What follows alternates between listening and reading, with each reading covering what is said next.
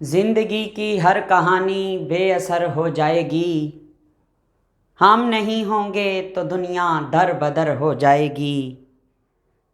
पाँव पत्थर करके छोड़ेगी अगर रुक जाइए। घर चलते रहे तो ज़मीं भी हम सफ़र हो जाएगी। तलखियाँ भी लाजमी हैं ज़िंदगी के वास्ते। इतना मीठा बन के मत रहिए, शक्कर हो जाएगी। और अगर शक्कर हो गई तो फिर शुगर हो जाएगी। अल्लाह माफ़ करें। बिस्मिल्लाहिर्रहमानिर्रहीम। अस्सलाम वालेकुम डियर स्टूडेंट्स, हमें सुनने वालों। आज के हमारे टॉपिक का नाम है चैप्टर नंबर 5 से हाइड्रोजन स्पेक्ट्रम। हाइड्रोजन स्पेक्ट्रम में हम क्या पढ़ते हैं, आइए आपको समझाते हैं।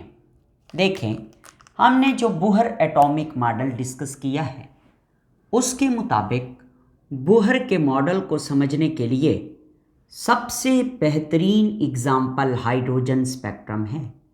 हाइड्रोजन के स्पेक्ट्रम को समझना पड़ता है। हाइड्रोजन का स्पेक्ट्रम हमें क्या कहता है, आइए बताता हूँ। ये क्या है? ये एक डिस्चार्ज ट्यूब है। ये क्या है? ये डिस्चार्ज ट्यूब है। ठीक है, इस डिस्चार्ज ट्यूब में हम एक गैस फिल करते हैं। सर जी, कौन सी गैस आप इसमें फिल करते हैं? जवाब दिया, मैं इसमें हाइड्रोजन गैस को फिल करता हूँ at low pressure. Low pressure के ऊपर हाइड्रोजन गैस को इस डिस्चार्ज ट्यूब में फिल किया जाता है। जब इस हाइड्रोजन गैस को डिस्चार्ज ट्यूब की वजह से करंट मिलता है, तो ये डिस्चार्ज ट्यूब के अंदर मौजूद गैस में से, इस गैस में से एक लाइट निकलती है, शुआएं निकलती हैं, रेडिएशंस निकलती हैं। और ये जो लाइट इस डिस्चार्ज ट्यूब में पैदा होती है ये ब्लूइश कलर की होती है। ब्लूइश कलर की लाइट होती है। इस लाइट को हमने क्या किया, स्पेक्ट्रोमीटर में से गुजारा। जब इस लाइट को स्पेक्ट्रोमीटर में से गुजारा गया तो क्या हुआ कि इस लाइट से लाइन स्पेक्ट्रम, जिसे हम एटॉमिक एमिशन स्पेक्ट्रम भी कहते हैं, वो बन के आया। अच्छा, ये जो लाइन स्पेक्ट्रम बन के आया, ये लाइन स्पेक्ट्रम कोई एक लाइन नहीं थी, बहुत सारी लाइंस थी। इन लाइंस को नाम दिया गया स्पेक्ट्रल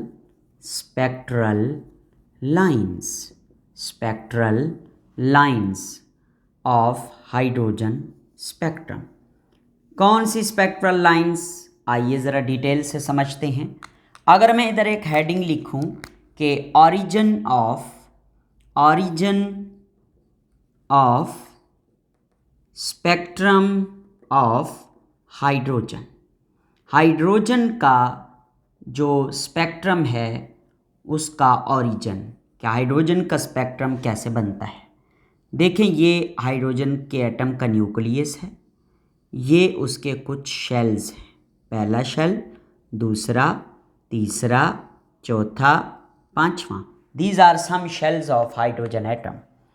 मैं नहीं कहता, बोहर कहता है कि हाइड्रोजन का जो एटम होता है उसके अंदर इलेक्ट्रॉन एक होता है।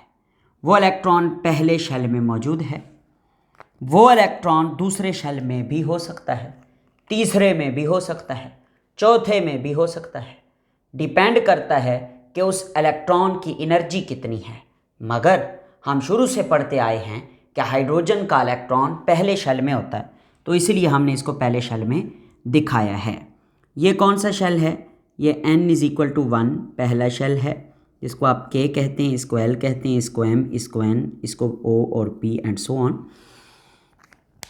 वो कहता है कि जब आप हाइड्रोजन के एटम को करंट प्रोवाइड करते हैं, करंट नहीं मिल रहा सर जी, तो आप हीट कर दें, या हीट करें या करंट दें, तो हीट या करंट से हाइड्रोजन के एटम के इस इलेक्ट्रॉन को मिलती है एनर्जी। ये इलेक्ट्रॉन जंप करके हायर ऑर्बिट्स के अंदर चला जाता है। वो ऑर्बिट दूसरा भी हो सकता है, तीसरा भी, चौथा भी, पांचवा भी, छठा भी, सातवां भी, या फिर एटम के बाहर भी। तो फ़र्ज़ करें इलेक्ट्रॉन इस जगह पर जंप करके पहुंच गया। ये जो भी शेल था, पांचवा, छठा, सातवां, जो भी, इधर तक इलेक्ट्रॉन जंप करके आ गया। सवाल ये है कि इलेक्ट्रॉन जंप करके कैसे ऊपर आया।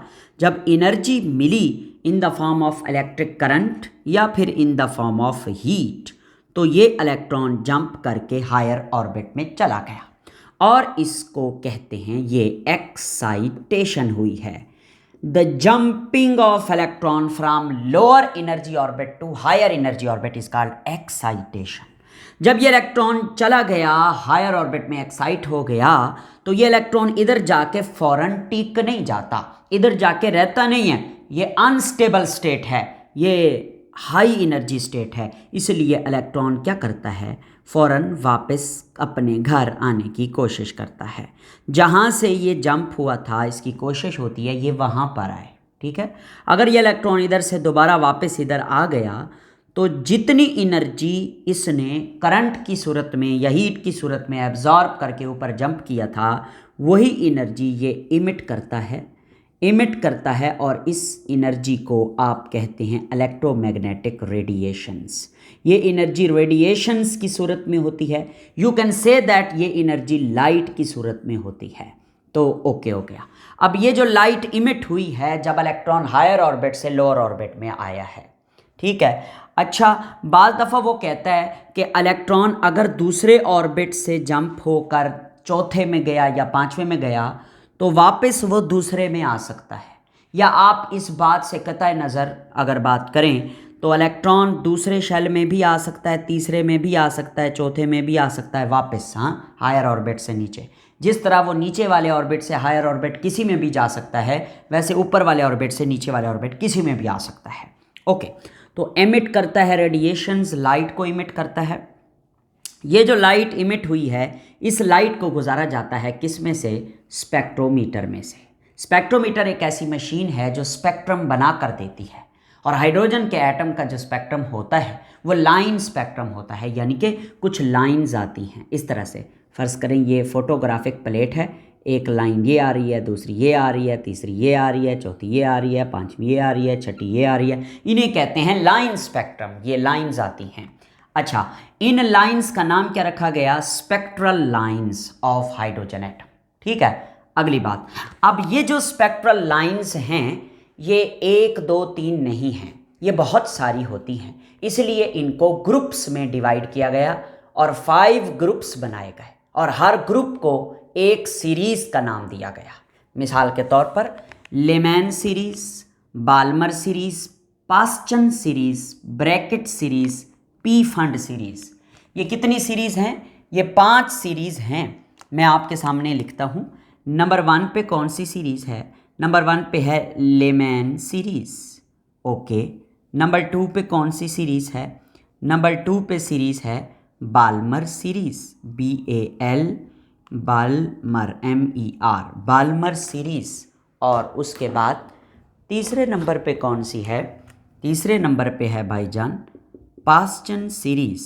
कौन सी, PASCHEN, पास्चन सीरीज़। और चौथे नंबर पे कौन सी है, चौथे नंबर पे है bracket series, bracket series. Sir ji ये क्या लिख रहे हो, लिख लूँ फिर समझा देता हूँ कि ये हैं क्या। और पांचवें नंबर पे है पी फंड या फंड सीरीज़। ओके, तो मेरे बच्चे ये हाइड्रोजन का एटम है, उसका जो पहला शेल है ना, पहला शेल के, वो ये है, this is the first shell. ये समझाने के लिए बता रहा हूँ। हमने क्या किया, इस शेल को सीधा कर लिया, ओपन कर लिया। तो मैं इसको लिखता हूँ n = 1, यानी ये पहला शेल है। इसको लिखता हूँ n = 2, ये दूसरा शेल है। n = 3, तीसरा शेल है। n = 4, चौथा शेल है। n = 5, पाँचवा शेल है। n = 6, छठा शेल है। n = 7, सातवां शेल है।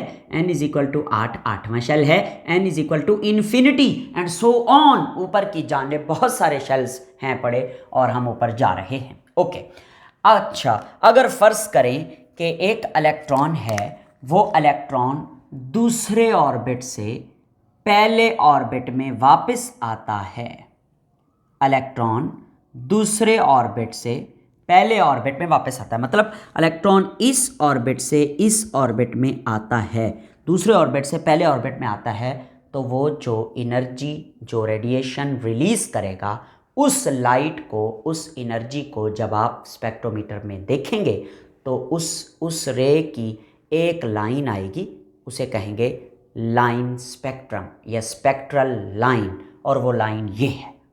ठीक है, this is the spectral line of hydrogen atom when electron jump from n2 to n1। अच्छा, इसी तरह इलेक्ट्रॉन अगर तीसरे ऑर्बिट से पहले ऑर्बिट में जंप करे तो ये लाइन आएगी, इसी तरह चौथे ऑर्बिट से पांचवें ऑर्बिट में जंप करे तो ये वाली लाइन आएगी, इसी तरह पांचवें ऑर्बिट से पहले ऑर्बिट में जंप करे तो ये लाइन आएगी, इसी तरह छठे ऑर्बिट से पहले ऑर्बिट में जंप करे तो ये लाइन आएगी। अगर आप देखें कि सातवें ऑर्बिट से, ओ माय गॉड, अगर सातवें ऑर्बिट से पहले ऑर्बिट में आए तो इसी तरह इन्फिनिटी से आए, पहले ऑर्बिट में आकर गिरे, तो ये मुख्तलिफ स्पेक्ट्रल लाइंस होती हैं। इन तमाम स्पेक्ट्रल लाइंस को एक सीरीज़ का नाम दे दिया गया, और वो सीरीज़ क्या है? वो सीरीज़ है लेमैन सीरीज़। क्या नाम है जी? Layman series. जहाँ से मर्जी इलेक्ट्रॉन वापस आए मगर आकर पहले शेल में गिरे तो जो लाइंस आती हैं स्पेक्ट्रल, उनको सीरीज़ बनाकर एक नाम दे दिया गया layman series, on the base of scientist who discover the series. Okay, उसके बाद नेक्स्ट देखते हैं। अगर इलेक्ट्रॉन आए तीसरे शेल से आकर गिरे दूसरे में तो एक लाइन आती है ये। अगर इलेक्ट्रॉन आए चौथे शेल से और आकर गिरे दूसरे शेल में तो ये लाइन आती है, और अगर इलेक्ट्रॉन आए पांचवें से तो आकर दूसरे शेल में गिरे तो ये लाइन आती है।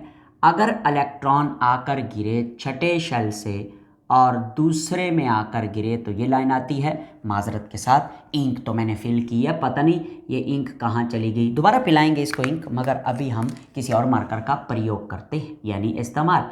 तो ये आकर इधर गिरेगी, और अगर इलेक्ट्रॉन आए सातवें ऑर्बिट से और आकर गिरे दूसरे में तो ये लाइन आएगी, और सो ऑन इन्फिनिटी से आए और आकर सातवें में गिरे तो ये लाइन आएगी। अब ये जो स्पेक्ट्रल लाइंस आ रही हैं कि इलेक्ट्रॉन जहाँ से मर्जी आ रहा है मगर आ दूसरे में रहा है, तो ये जो सीरीज़ बना रही हैं, ग्रुप बना रही हैं लाइंस का, स्पेक्ट्रल लाइंस का, उन्हें नाम देते हैं बाल्मर सीरीज़। क्या नाम देते हैं? हाँ जी, बाल्मर सीरीज़। ओके, उसके बाद नेक्स्ट आगे चलते हैं। इलेक्ट्रॉन मर्जी जहाँ से आए, इलेक्ट्रॉन मर्जी जहाँ से आए मगर उसका वजह जगह मतवक्का कौन सी हो? तीसरा ऑर्बिट। चौथे से आए तीसरा, पांचवें से आए तीसरे में गिरे, छठे से आए तीसरे में गिरे, सातवें से आकर तीसरे में गिरे, आठवें से आकर तीसरे में गिरे, एंड सो ऑन इन्फिनिटी से आकर तीसरे में गिरे। तो ये जो स्पेक्ट्रल लाइंस बनती हैं इनका नाम रखा जाता है पासचन सीरीज़। ओके, उसके बाद नेक्स्ट आगे चलते हैं। आगे क्या है? जहाँ से मर्जी आए वो आकर गिरे चौथे में। ये पांचवें से आए चौथे में गिरे, छठे से आए चौथे में गिरे, सातवें से आए चौथे में, यानी हायर ऑर्बिट कोई भी हो सकता है मगर लोअर ऑर्बिट कौन सा है? फोर्थ। तो बनने वाली सीरीज़ का नाम क्या होगा? Bracket series, BRACKET, bracket series. और आखिरी सीरीज़ को हम डिस्कस करते हैं, जो लास्ट सीरीज़ है वो क्या है? जहाँ से मर्जी आए लोअर ऑर्बिट पांचवें में आकर गिरे, तो ये जनाबे वाला एक सीरीज़ आपके सामने प्रोड्यूस होती है, और इस सीरीज़ का नाम रखा जाता है P fund, FUND, P fund, या पी खामोश रख लें तो फंड सीरीज़। तो ये कुछ सीरीज़ हैं जिन्हें आप स्पेक्ट्रल लाइंस की सीरीज़ कहते हैं, हाइड्रोजन के स्पेक्ट्रम की। अच्छा, अब मेरी बात सुने, ये लाइंस कैसे बनती हैं? जब लाइट निकलती है, लाइट निकलती है, जब इलेक्ट्रॉन ऊपर से नीचे आता है, उस लाइट को जब आप ऑब्जर्व करते हैं तो उससे ये लाइंस बनती हैं। अब जो लाइट निकल रही है उस लाइट की कोई ना कोई वेवलेंथ तो होगी, बिल्कुल होगी, और वेवलेंथ के कौन से रीजन में वो फॉल करती है? मैंने आपको 8 इलेक्ट्रोमैग्नेटिक रेडिएशंस के रीजन पढ़ाए हैं, वो जो rummy wax GC government college law, वो मैंने आपको पढ़ाया था। ये अगर आपको याद हो, रमी RMI VUX GC। मैंने आपको पढ़ाया था radio waves, microwaves, infrared radiation, visible radiation, ultraviolet, X rays, gamma rays और कॉस्मिक रेज। तो अब इन रीजन्स को अगर आप देखें तो ये इन रीजन्स में मुख्तलिफ इलेक्ट्रोमैग्नेटिक रेडिएशंस होती हैं और उनकी मुख्तलिफ वेवलेंथ की रेंज होती है। तो ये जितनी भी स्पेक्ट्रल लाइन्स बन रही हैं ये भी इन स्पेक्ट्रल लाइंस को बनाने वाली रेडिएशंस भी किसी न किसी रीजन में फॉल करती हैं।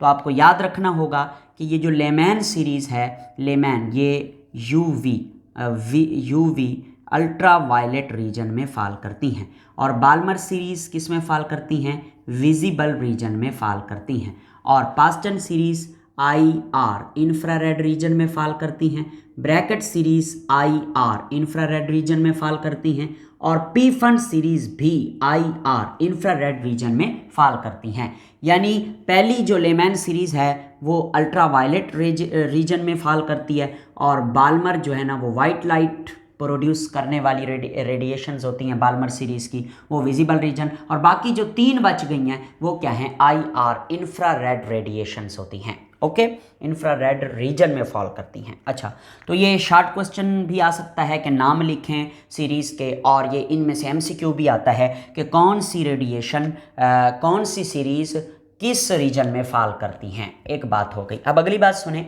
अगली बात ये है कि ये जो बाल्मर सीरीज़ है ना, बाल्मर सीरीज़ में जो पहली लाइन है, ये वाली लाइन, इसका एक ख़ास नाम है H अल्फ़ा।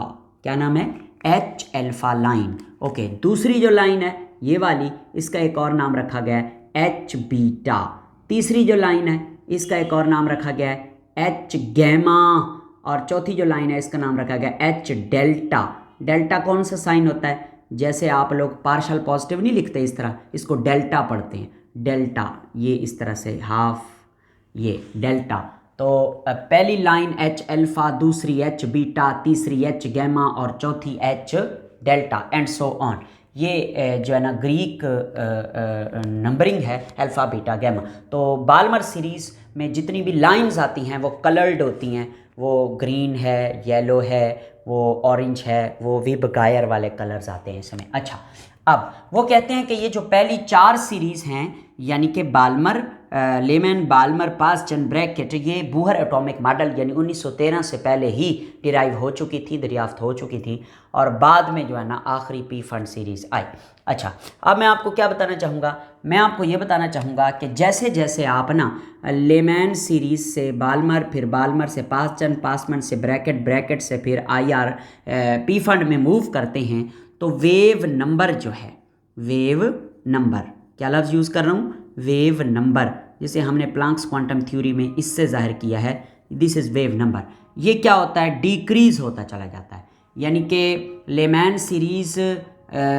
सीरीज़ की रेडिएशंस का वेव नंबर ज़्यादा है, इससे कम बाल्मर सीरीज़ का है, उससे कम किसका है, पास्टन सीरीज़ का है, उससे कम किसका है, ब्रैकेट सीरीज़ का है, और लास्ट में किसका है, पी फंड सीरीज़ का है। कैसे, आप खुद समझदार हैं। देखें, जहाँ से भी आ रहा है आकर किस में गिर रहा है, पहले शेल में गिर रहा है, तो मैक्सिमम एनर्जी रिलीज़ होगी, क्योंकि ज़्यादा नीचे आकर गिर रहा है, तो जितने ज़्यादा एनर्जी रिलीज़ होगी उतनी ज़्यादा वेव नंबर होगा, क्योंकि wave number is directly proportional to energy. ये मैंने प्लांक्स क्वांटम थ्योरी में आपको पढ़ाया था कि energy is directly proportional to wave number. अच्छा, फिर इसको देखें, दूसरे को देखें, बाल्मर सीरीज़ को। तो इसमें क्या है, बाल्मर सीरीज़ में ये इलेक्ट्रॉन जहाँ से भी आ रहा है दूसरे में आ रहा है, ये देखें गैप कम है, तो एनर्जी भी कम रिलीज़ होगी, तो इसलिए वेव नंबर भी कम हो जाएगा, वो 15.21 × 10⁵ कुछ देर के लिए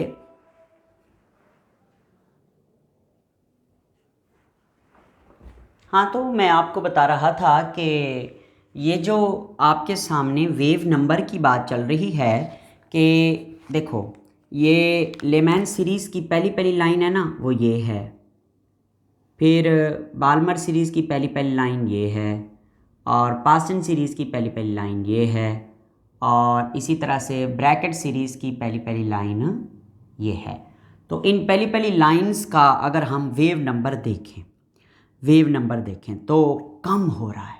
कैसे, लेमैन सीरीज़ की पहली लाइन का वेव नंबर है 82.23 या 20, और बाल्मर सीरीज़ की पहली लाइन, ये वाली लाइन का यानी एच अल्फ़ा का जो वेव नंबर है वो है 15.26 या 15.21, और पास्टन सीरीज़ की पहली लाइन का है 5.30, और ब्रैकेट सीरीज़ की पहली लाइन का है 2.46, और इसी तरह पी फंड सीरीज़ की पहली लाइन का 1.34। क्या हो रहा है? वेव नंबर कम हो रहा है, आहिस्ता आहिस्ता वेव नंबर घट रहा है। अच्छा, क्यों घट रहा है? क्योंकि एनर्जी कम हो रही है ना। ये देखो, ये एनर्जी का गैप ज़्यादा है, ये एनर्जी का गैप कम है, ये एनर्जी का गैप कम है, ये एनर्जी का गैप कम है, वो एनर्जी का गैप और कम है, इस तरह से। अच्छा, अब अगली बात देखते हैं। अगली बात क्या है? वो ये है कि अगर मैं इनको देखूं, यानी कि लेमैन सीरीज़ की पहली लाइन, फिर दूसरी, फिर तीसरी, फिर चौथी, इनका देखूं तो इनका वेव नंबर बढ़ रहा है। कैसे? लेमैन सीरीज़ की पहली लाइन का वेव नंबर है 82.23, लेमैन सीरीज़ की दूसरी लाइन का वेव नंबर है 97.6। इसका मतलब क्या हुआ? इसका मतलब ये हुआ कि वेव नंबर इंक्रीज हो रहा है, इसका इसका इसका इसका इसका इसका, यानी लेमैन सीरीज़ में उनकी स्पेक्ट्रल लाइंस का वेव नंबर बढ़ रहा है, मगर अगर हम बात करते हैं अलग अलग सीरीज़ की तो वेव नंबर कम हो रहा है। Thank you very much.